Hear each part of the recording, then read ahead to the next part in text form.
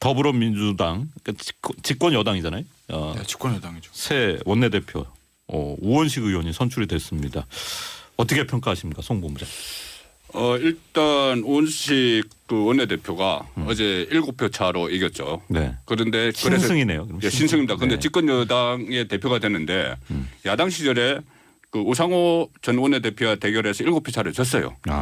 그런데 이번에 집권 여당에 대해서 7표 차를 이겼죠. 네. 이 부분에 대해서는 일단 어제 또 같이 했던 경쟁 상대가 그 홍영표 의원 네. 그 친문 쪽입니다. 친문 쪽인데 어쨌든 지금은 친문이 당을 장악한 상태에서 이 우원식 원내대표를 선택했다는 것은 일단은 당내의 어떤 화합 차원도 있지만은 새로운 그 여당의 위상을 만들어가자 이것도 있지만은 네. 아마 대화 관계를 좀 충분히 고려하지 않았나. 야권에서도 지금 만약에 그 국무총리 인준안 문제나 네. 여러 가지 현안이 있는데 친문 쪽의 인사가 원내대표가 되실 경우에는 거부감이 더 강할 것이다. 그런 여론이 당내에서 좀 일어났던 것 같아요. 네.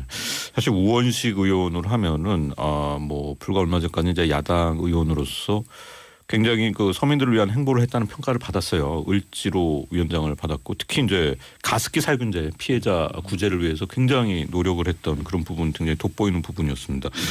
근데 어제 이제 발표 나오고 화면을 보니까 그 홍영표 의원 굉장히 좀 실망한 모습입니다. 뚜렷하던데요, 표정이. 근데 왜 그러냐면은 대부분요. 대부분 정부가 출범을 했을 때 뭐 박근혜 정부 초기도 그렇고 이명박 정부 초기도 그렇고 노무현 정부 초기도 그렇고 처음에 집권 여당의 첫 번째 원내대표 경선에서 하면요. 대부분 대통령 직계들이 당선이 됩니다.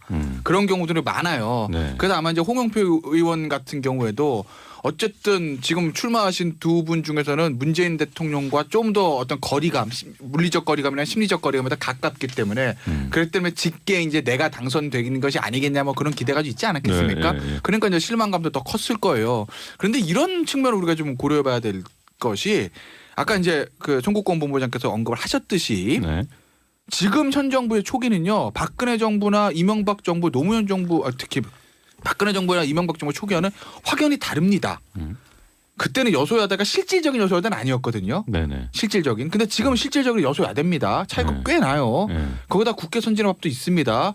거기다 5당 체제입니다. 상대해야 될 당이 한 당이 아니라 세 당이에요. 더군다나 국민의당 뭐 바른정당에 네 당 정도 되는 거죠. 네. 그러니까 굉장히 고차방정식이라는 거죠. 그럼 이걸 풀어가기 위해선 청와대와의 당청 관계도 중요하지만 정병헌 정무수석이 얘기했던 국청 관계, 대야 협상이 더 중요하지 않겠습니까? 그렇죠. 그럼 더불어민주당 의원들이 그걸 꿰뚫어 본 거죠. 아. 지금은 중요한 아젠다가 이거다. 네. 그리고 더군다나 뭐 일부에서는 뭐 우원식 의원한테 뭐 비문 이렇게 얘기를 하는데 물론 친문이 아니니까 비문 이렇게 할 수 있지만 김근태 전 그렇죠. 상임고문 계열이잖아요. 엄밀하게 말하면 비문이 아니에요. 그냥 네. 범친문인 거죠. 네. 그러니까 김근태 계기 때문에 범친문 다만 문재인 대통령 직계는 아니다. 홍영표 의원보다 조금 덜 가깝다의 문제지 비문 뭐 반문 여기가 아니기 때문에 범주류라고. 네, 범주류죠. 그러니까 의원들 입장에서 보면 아니 뭐 우원식 원내대표 왔다고 해서 당청 관계가 안 되겠어? 이렇게 생각할 수밖에 없는 거죠. 네. 그렇다고 보면 당청 관계는 뭐 비슷하고 대화 협상력 더 좋으면 그럼 표가 어디로 가죠? 우원식 의원한테 갈 수밖에 없죠. 근데 사실 최근 민주당이 그 네. 추미애 대표가 약간 이제 청와대 뭐 임종석 비서실장과 좀 갈등하는 그런 모습 보여줬기 때문에 혹시 이번 이제 원내대표 선출할 때 이제 그런 것과 좀 연관이 되는 게 아닌가 뭐 이런 추측도 좀 나왔던 것 같아요. 뭐 어쨌든 우원식 그 신임 원내대표의 지금까지의 행보들을 보면 아마 답이 있을 것 같아요. 홍영표 의원은 이해찬 의원이 뭐 비서로 이제 출발을 해서 네. 사실상 뭐 국민의당과의 어떤 관계가 더불어민주당에서 참 중요하잖아요. 네. 여러 야당이 있지만 네. 사실은 국민의당이 원래 한 뿌리였기 때문에 국민의당과의 어떤 소통 그게 저는 1순위인데 제가 보기에 근데 우원식 의원 같은 경우는 을지로위원회 같은 그런 여러 가지 활동을 하면서 국민의당 의원들과 함께 활동을 했던 부분이 굉장히 많아요. 홍영표 의원보다. 네. 그래서 그런 의미 아까 뭐 협상 문제를 말씀하셨지만 제일 첫 번째부터 두 번째 마지막까지 알파와 오메가가 이번 원내대표가 할 일은 협상이다. 의회주의자가 전면에 나서야 된다라는 그런 어떤 공감대가 형성이 이미 된 게 아닌가 이게 별로 싶습니다. 중요한 얘기는 아니지만은 지금 민주당 원내대표가 따져보면 우윤군, 우상호, 그 우원식 의원이 보냈기 때문에 어제 실제로 그런 얘기 나왔어요. 네, 뭐 나왔죠. 우씨가 다 해먹냐 뭐 이런 농담이 나왔다는데 이거 상당히 묘하네요. 아, 그렇죠. 왜냐면 우씨가 많은 성이 아니잖아요. 네, 많은 성도 아닌데도. 네, 뭐 우용군, 우원식에. 근데 그 참 공통점인 것이요. 네. 그 우씨 세 분이 계시잖아요. 네. 또 없는 것 같아요. 그죠? 아마 야당 지금 야당에도 우씨가 제가 안 계신 걸로 알고 있는데 그 우씨 세 분이 네. 그 예전에 이제 더불어민주당 새정치연합 할 때도 보면 그렇게 강경파들이 아니에요. 그냥 온거나 합리적인 맞아요. 판들입니다. 네, 오윤근 국회 사무총장. 그렇죠. 그분 뭐 굉장히 합리적인 분이고 저기 우윤 이름 헷갈리네요. 우상호 전 원내대표 그렇고 네. 지금 우원식 원내대표도 그러니까 자유한국당의 보수정당 쪽에서 봤을 때 얘기가 되는 사람들 이런 평가들이 있거든요. 네. 그러니까 세 분 다 원내대표 되시는 거 아니겠어요? 사실 이제 우원식 의원 원내대표 선출 뭐 상당히 좀 기쁘시겠지만 지금 뭐 과연 잘 될 수 있을까는 좀 의문입니다. 왜냐하면은 지금 자유한국당 분위기 뭐 만만치 않고요. 그렇죠. 국민의당도 네. 뭐 국민의당은 저 김동철 원내대표 이제 선출했어요. 근데 우원식 의원하고 김동철 의원 상당히 이제 30년 지기 뭐 굉장히 친한 사이라고. 뭐 과거에 뭐 국회 의정 활동도 같이 했고 같이 낙선한 적도 있고 네. 그래서 서로 위로한 적도 있고 그렇다는데 결국 그건 그 민주당이 정계 개편이 일어나지 않는 그 한도에서는 한에서는 일단은 그 협치를 해서 협조를 받아야 된다. 야당의 협조. 협조를 받는 1순위가 국민의당입니다. 네. 국민의당의 40석 갖고 있잖아요. 40석을 네. 받아야지 160석이 되거든요. 그래야지 총리 지금 당장 그 눈앞에 닥친 총리 인준안 이것을 통과시키려도 150석 이상이 있어야 되기 때문에 네. 가장 절실한 것이 국민의당의 협력인데 일단 양쪽의 원내대표가 새로 어제 동시에 한 10분 차이로 선출이 됐어요. 네. 선출이 됐고 또 두 사람의 원내대표 사이의 관계가 또 원만하니 일단은 그런 부분에 대해서 민주당이 기대를 가질 텐데 그런데 지금 또 보면은 국민의당 같은 경우는 바른정당과의 뭐 합당 이야기까지 나오는 그런 상황이죠. 네. 그런 상황이기 때문에 지금 원식 원내대표 같은 경우는 이 원내대표가 됐다고 기뻐할 그럴 여유가 없을 것 같아요. 네. 당장 이제 정우택 자유한국당 당대표 권한대행 겸 원내대표죠. 일방적 독주나 뭐 극단적 좌파 편중 인사, 포퓰리즘 정책을 펴고 있다고 이제 굉장히 날선 비판을 했는데 아직 이제 자유한국당이 이렇게 나오기는 좀 이른 거 아닌가요? 어떻게 보세요? 저는 네. 이거는 지금 레토릭이라고 봐요. 왜냐하면 저 언제나 대선 끝난 다음에 패배한 당은 네. 패배를 추스르기 위해서 두 가지 방법이 있어요. 그 중에 하나가 어쨌든 정부를 비판하고 보는 거죠. 정부를 비판하고 각을 세워야 사실은 일단 흐트러진 어떤 그런 그 당내 이 대우를 정리가 되거든요. 그런데 이제 원내대표 입장에서 사실은 이 정도의 어떤 수사는 계속 할 수가 있다. 지금 아직은 그렇다고 해서 자유한국당이 뭐 머리띠 메고 지금 농성을 한다거나 네. 뛰쳐나간다거나 할 수 없는 게 뭐냐면 네. 특별히 무슨 법안을 통과시켜야 된다거나 이런 게 없지 않습니까? 그러니까 지금 대통령령으로 시행하는 데 대해서 이런 예를 들어서 뭐 국정교과서 배제 그거 너무 심하지 않니? 뭐 이런 정도의 어떤 톤이라고 여겨져요. 그렇기 때문에 더군다나 지금 아시다시피 자유한국당 내부 심상치 않잖아요. 네. 곧 일전이 있을 분위기인데 정우택 원내대표 스스로 사실은 일단 던져보고 정부 그러니까 각 세우는 것처럼 던져보고 네. 일단 추스르는 그런 어떤 분위기가 아닐까 근데 싶습니다. 저도 이제 국회 출입기자 할 때 보면은 이 당대표 경선보다 이 원내대표 경선할 때 분위기가 굉장히 아기자기하고 재밌거든요. 그럼 보면은 막 간장게장 같은 거 막 돌리고 막 이러세요. 근데 요번에 국민의당 경선할 때도 막 음식 대첩이 뭐 후끈했다 이런 기사 나왔는데. 왜냐하면 이게 네. 그리고 외부에서 우리가 평론하는 사람들이 가장 맞추기 어려운 게 원내대표 경선이에요. 예. 왜냐면 뭐 정책 뭐 이런 것 떠나서 그 개인적인 의원들과 친소관계 네. 뭐 이런 것들이 작용을 그렇죠, 하기 그렇죠. 때문에 네. 뭐 그런 그 맞추고 그 외부에서 이제 우리가 평론할 때 뭐 이래서 됐습니다라고 평론하면 아마 그분들 웃을 수도 있어요. 그게 아닌데 나 친해서 난 그냥 된- 친해서 찍은 친해서 건데. 찍은 건데. 이럴 수도 있는데 그 이제 아기자기하다는 게 그래서 나오는 거 아니겠습니까? 그러니까 막 선물들 같은 거 근데 비싼 건 못 돌리고 음식이나 이런 거 이제 돌렸다고 하죠. 네. 이번에 국민의당 원내대표 경선에서 그랬다고 합니다. 그러니까 누구죠? 저기 지역별 특산 지역별 특산물 고창 네. 복분자 복분자 거기 누구죠? 그 유성엽 의원은 복분자를 돌렸고요. 그 지역 정읍 옆에 고창 있잖아요. 복분자 군산 네. 이 어쩌고 빵 이성당 맛있습니다. 단팥빵. 마지막으로 광주 광주 김치를 돌렸다고 하죠. 김동철 의원은 김치. 네. 그다음에 이제 군산의 지역으로 하고 있는 저기 누구죠? 김관영 의원은 그 이 땡땡. 이 무슨 팥빵. 아유 맛있어. 야채빵. 야채빵. 그건 중국에서 농담으로- 가장 오래된 빵집입니다. 김치가 이겼네요. 그러면 뭐. 김치가 이겼죠. 김치가 푹 담근 김치가 이겼습니다. 자, 그 짚어볼 분이 지금 일단 국회에서는 문재인 정부가 가장 이제 신경을 쓰고 있는 일자리 창출 관련해서 공공일자리 부문 창출 위한 이제 추경 예산 예. 10조 원 통과가 관건이고 또 더 중요한 건 어떻게 보면 이낙연 총리 후보자 이제 청문회예요. 이 부분을 우원식 총리가 그러니까 이 지금 야사당이죠. 그렇게 좀 끌어내야 되는데 이거 쉽지 않을 텐데 어떻게 보세요? 일단 대통령이 먼저 원내대표 회담을 하는 것도 이색적이에요. 당대표 회담을 하는 게 아니라 원내대표 회담인데 물론 이제 당이 야당들이 이제 당대표가 없는 그런 비상 그 상황이기 때문에 원내대표 회담을 한다지만 네. 다분히 지금 말씀하셨듯이 총리 임준과 관련한 뭐 문제 협력을 당부하겠고 그것이 첫 단추예요. 첫 단추가 잘 꿰야지 그 다음에 이제 추경 예산 장관 이 인준 장관 그 인선까지 가는데 만약에 장관이나 혹은 국무총리 이 인준이 안 됐다 그러면 추경이 6월달에 꼭 돼야 되거든요. 6월달 임시국회 안 되면 9월로 넘어가기 때문에 사실 추경의 의미가 없어요. 네. 6월달에 돼야 하반기에 집행이 되는 건데 그러니까 가장 첫 번째 단추. 이 총리 인사이 굉장히 인준이 굉장히 중요하게 됩니다. 지금 이제 아까 그 이 시장님 말씀하신 대로 자유한국당 내부 사정이 그렇다면은 뭐 자유한국당은 계속 각을 세울 것 같은 분위기고 결국 이제 국민의당과의 뭐 협치가 중요한 거 아니겠습니까? 민주당 입장에서는. 그렇죠. 근데 제가 봤을 때는 이낙연 총리는 무리 없이 통과될 것 같고 뭐 어제도 말씀드렸듯이 뭐 국민의당에서 반대하기 좀 어렵습니다. 네. 실질적으로 전남 도지사 출신이고 같은 뿌리가 같기 때문에. 그럼 자유한국당 국내당에 오케이 하면 150개 넘어가는 건데 자유한국당에 굳이 이거를 반대할 네. 이유가 뭐 있겠어요. 예. 통과될 거고. 네.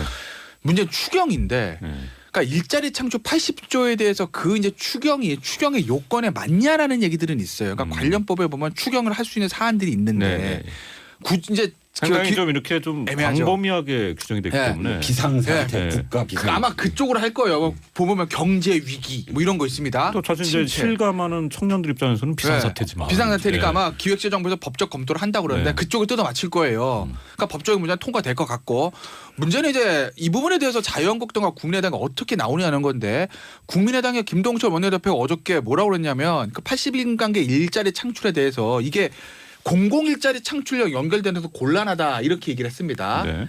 그렇겠죠. 왜냐하면 안철수 후보의 당시 후보에 또 이걸 반대하지 않았습니까? 일자리 창출은 민간에서 해야 되죠. 공공은 아니다라는 얘기 했었고 네. 자유한국당도 이 부분 추경에 대해서는 좀 부정적인 생각 가지고 있는 것 같아요. 현재까지는. 네. 그럼 양당이 반대하면 통과가 안 되는 건데 그런데 이런 문제가 있죠. 이게 좋으나 싫으나 찬성하나 반대하나 어쨌든 당선된 대통령의 제1호 핵심 공약이기 때문에 네. 이거를 하겠습니다라고 하는데 추경에서 반대하는 거는 굉장히 부담이 있을 그러니까 겁니다. 역풍에 대한 우려가 그렇죠. 있는 거죠. 예. 이게 올해 이렇게 하고 네. 만약 내년에 다시 이 부분에 대한 예산을 짜달라고 해서 올라왔을 때 9월에 내년 예산을 심사할 때 야, 안 돼.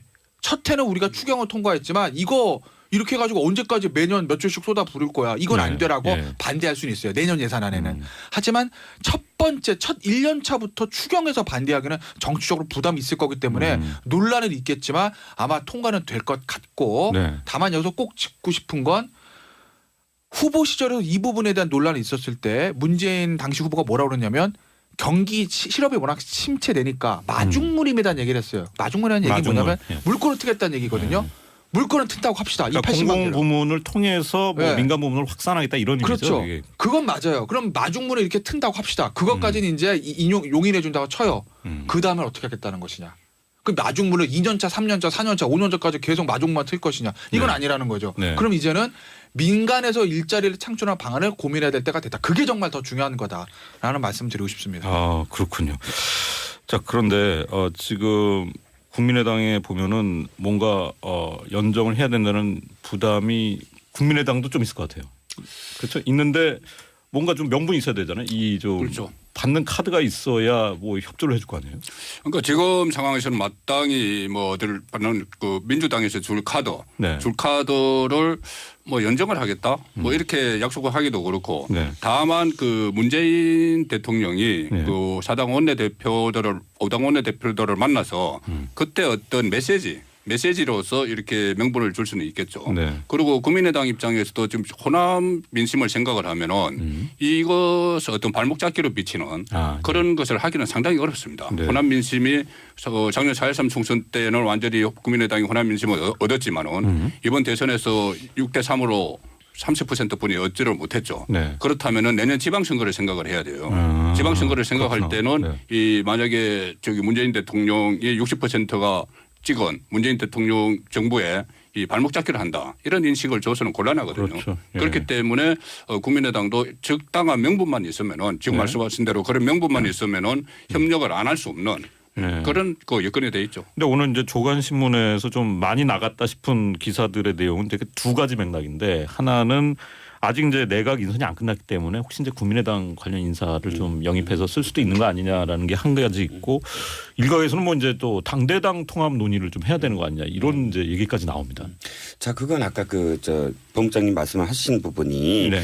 국민의당 개별 의원들이 지금 사실은 자기 지역구에서 표가 어떻게 나왔나 그거 볼 거예요. 네. 그러면 자기 지역구에서 안철수 찍은 표가 몇 표고 문재인 찍은 표가 몇 근데 표고 상당수 또 호남 지역 의원. 그럼 계산 딱 나오면 답이 나오거든요. 네. 흔들리고 있다. 누가 흔들리느냐 뭐부터 시작을 해서 그럼 이번 흔들리는 얘기 계속 많이 나왔으니까 지금까지. 네. 자, 그런데 인위적인 정계 개편이라는 프레임에 걸리면 사실 정부도 사실 굉장히 힘들어져요. 예. 처음에는 협조를 좀 받아야 돼요. 그런데 여기서 국민의당의 마치 보이는 거는 일부 탈당해서 이렇게 뭐 복당을 하는 과정일지라도 그것이 이 국민의당이 그렇다면 남은 국민의당 의원들이 어떻게 하겠어요? 이건 인위적인 정계 개편이야. 흔들었지. 네. 이렇게 돼서 모든 안들은 이제부터는 아마 거부를 할 겁니다. 네. 그러면 이제 국민의당이 그런데 나머지 정당이야 뭐 말할 것도 없고요. 그러면 대탕트가 이미 깨지기 시작하면서 굉장히 어려워져요. 그다음부터는. 그렇기 때문에 4당 체제는 그대로 유지할 것이다. 대신 네. 차라리 내각이라든지 이런 부분은 또 가능할지도 모르죠. 굉장히. 그런 부분은 가능성이 있다고 봐요. 네. 이낙연 총리 후보자 이제 청문회는 24일이니까 일주일 남았는데 사실 뭐 이제 검증 국면에 언론도 돌입을 했습니다. 그런데 뭐 짚어볼 부분도 좀 있습니다. 그 부인의 그림을 뭐 이제 전남 지역의 공기업에 사들였다. 뭐 이게 좀 논란이 되는 것 같은데요. 부인이 미술 교사 출신이고요. 네. 뭐 그림을 또 특히 전남 지역 공기업에 사들였다. 그런데 금액이 그렇게 크지는 않더라고요. 우리 네. 보통 그 그림 하면은 지금까지 스캔들이 된 그림 보면 뭐 억대도 있고 네. 몇천만 원짜리도 있는데 그렇죠. 그까지 안 되고 몇백만 원, 900만 원짜리든가요. 그 금액은 크지는 않지만은 어쨌든 현직 전남도지사로 있는 그 일종의 사모님이죠. 네. 지사님 사모님이 이 전세를 하는데 거기서 관련 전남에 있는 공기업에서 그림을 2점을 샀다. 네. 이 자체에 대해서는 또 좀 해명은 좀 있어야 되겠죠. 총리 후보자 측은 뭐 누가 샀는지도 사실 이제 모르는 사안이다 뭐 이렇게 일단 해명했던 것 같은데 뭐 하여튼 여러 가지 이제 검증 사안들이 또 걸려 있다는 점 알려드립니다. 자유한국당 얘기를 해봐야 될 것 같은데요. 의총에서 지도부 사퇴론 얘기가 나왔어요. 그 왜 그런 거예요? 전당대회 빨리 하자는 얘기 아니겠어요. 아. 그러니까 이런 거에 그러니까 아까 이제 이종근 실장님도 얘기하셨듯이 이제 네. 전운이 깃돌고 있다는 말씀하셨습니까? 네. 하지 않습니까? 한판 붙습니다. 친박과 친홍이라고 그래야 되나요? 어쨌든 홍. 네. 아 그럼 본질은 그건 거예요. 아니 그거죠. 그러니까 네. 친박은 이런 거예요. 홍준표 후보를 내세워서 저는 네. 내세웠다고 봅니다. 예, 예. 친박이 홍준표 후보가 당내 경선에서 후보가 되는 것을 방해하지 않았다. 그냥 놔뒀다. 네. 왜? 홍준표가 파이팅 있는 사람이니까 어느 정도 싸우면서 보수로 어느 정도는 어느 정도 보고는 할 것이다. 그럼 나서 친박이 나갈 수는 없는 국면이죠. 아예 안 나가죠. 네. 그걸 나가겠습니까? 네. 그래서 이제 나와서 우리가 당을 접수하겠다는 계획이 있지 않겠습니까? 왜? 홍준표 후보는 개파가 없으니까. 그러면 당을 접수할 생각을 가지고 있는 거고. 홍준표 후보 측은 야 내가 대선에서 이 정도로 했으니까 내가 다시 당을 재편하고 싶다는 얘기. 지금 페이스북에서 미국에서 계속 글을 올리잖아요. 네. 신보수주의를 하겠다. 예. 예전에 구보수주의의 연장으로 갈 수는 없다. 뭐 이렇게 얘기를 합니다. 그런데 7월입니다. 원래 전당대회는요. 예정은. 그럼 7월이 되면 한 2달 정도 갭이 있지 않습니까? 홍준표 후보가 미국에서 전 후보죠. 홍준표 전 후보가 미국에서 돌아와서 어느 정도 나름대로 본인의 세력들을 좀 만들어서 그래서 전당대회 임할 수가 있어요. 네. 그러면은 지금보다는 친박 입장에서 보면 조금은 불리해지겠죠. 홍준표 후보가 아직 전열이 정비되지 않았을 때 이때 바로 원내대표를 끌어내려서 지금 비대위 체제로 가서 바로 지금 다음 달이라도 당권 경쟁을 하겠다. 왜? 네. 친박은 항상 언제 어느 시점에든지 당권 견제하고 도전할 수 있는 라인업이 짜 있거든요. 네. 그러니까 하루라도 빨리 전쟁을 시작하겠다는 거죠. 홍준표 후보가 이 얘기했잖아요. 양박 처음에 양박 얘기했다가 네. 양박은 없다라고 얘기했다가 아마 그 양박이 살아날 것 같아요 이제. 왜냐하면 친박이 어차피 지금 친박은 팔짱 끼고 이번에 선거에서 굉장히 즐겼어요. 네. 즐기고 있었어요. 아 어차피 우리가 나가는 것도 아니고 지금 이런 어떤 그 최순실 게이트 국면에서 욕만 먹을 건데 뒷전에 있다가 홍준표 후보 뭐 어쩐지 24% 그러면 바로 24%밖에 안 됐어. 이제 나가시지 할 수 있는 명분이 딱 네. 있거든요. 근데 홍준표 전 지사 만만치 않은 사람이잖아요. 네. 저는 한 달이 아니라 훨씬 더 빨리 돌아올 가능성이 커지고 지금 있습니다. 미국 가신 거죠? 예. 자, 이 문제 좀 짚어봐야 될 것 같아요. 지금 이제 아까도 좀 얘기를 했었지만은 경제수장 자리가 지금 계속 비어 있는데 지금 뭐좀 임명해야 되는 거 아니에요? 지금? 임명해야 되는데 이 부분도 그런 부분들이에요. 그러니까 애초에 나왔던 부분, 그러니까 뭐 예를 들면 뭐 그 자문 그룹들 대부분 이제 자문 그룹들이 많이 들어갑니다. 네, 네. 교수단이나 아마 여기가 처음에 인선이 올라갔을 거예요. 그런데 역시 이것도 이상과 현실의 괴리 문제다. 물론 안보실장과는 조금 다른 조금 정도는 약하지만 정책실장도 마찬가지고 경제부총리도 마찬가지고 그런데 지금 뭐 김석동 위원 예전에 금융위원장 얘기도 나오고 그러니까 전문 관료들 이 테크노크라트들을 기용해야 되는 건 아니냐 얘기들이 좀 나오거든요. 네. 그러면 애초에 캠프에서 가지고 있었던 자문 교수들 위주의 어떤 인선안들과 네. 그다음에 정권을 잡은 다음에 새로 떠오르는 어떤 관료들을 중용하는 문제 이 부분에 충돌이 있을 수밖에 없는 거죠. 그래서 이제 내부 정리가 좀 안 되는 것 같은데 일단 한 고비는 넘어간 것 같아요. 네. 후보들 중에 어떤 거론되던 김진표 의원하고 네. 그다음에 그 이용섭 전 의원 이 두 분이 일자리위원회 부위원장 국정기획 자문위원 위원장이랑 일자리위원회 부위원장으로 정리가 네. 되지 않았습니까? 네. 두 사람이 정리가 됐습니다. 이러면은 이분들은 이제 장관 안 하시는 거예요? 그렇게는? 법적으로는 할 수는 있죠. 겸직할 수는 있는. 겸직할 수는 있는데 네. 왜냐하면 특히 국정기획위원장 같은 경우에는 인수위원장이나 마찬가지이기 때문에 인수위원장 끝나고 자리 가는 사람들 많잖아요. 그런데 문제는 활동기획 겹친다는 거예요. 국정기획위원은 한 70일 정도 되는 거고 그런데 경제부총리나 정책실장은 당장 내일이라도 해야 되는 거 아닙니까? 그러면 그래서 겸직하는 것이 맞느냐라는 얘기가 나오기 때문에 일단 현실적으로 이 두 분은 초기 인선에서 빠진 것으로 봐도 좋다. 그러면 이제 정리가 된 거죠. 네. 정책실장, 경제수석, 그다음에 경제부총리는 연결이 돼 있는 문제거든요. 네. 이 일자리위원장 그렇군요. 같은 부분들이. 그러니까 이제는 정리가 좀 되겠죠. 알겠습니다.